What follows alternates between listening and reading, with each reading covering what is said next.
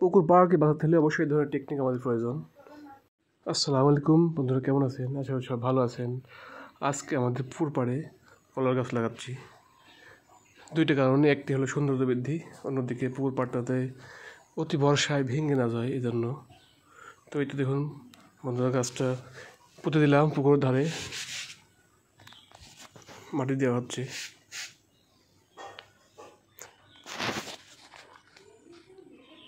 তো গাছটা লাগানোর সময় অবশ্যই একটু ভালো করে চেপে লাগাতে হবে, যাতে করে বৃষ্টির সময় ভেঙে না যায়।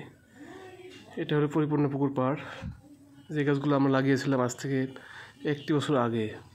তো এই তো দেখুন সুন্দর সারি সারি গাছ হয়ে গেছে পুকুর পাড় দিয়ে, এবং এবারে বৃষ্টিতে গাছগুলো খুব সুন্দর তরতাজা হয়ে গেছে, পাড়টা তেমন ভাঙে নাই।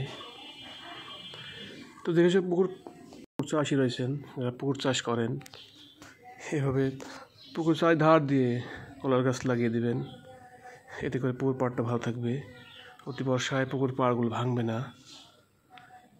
আর কলা গাছটা এমন একটি গাছ, এখান থেকে পাতা পড়ে পুকুর নষ্ট হওয়ার কোনো জায়গা নেই।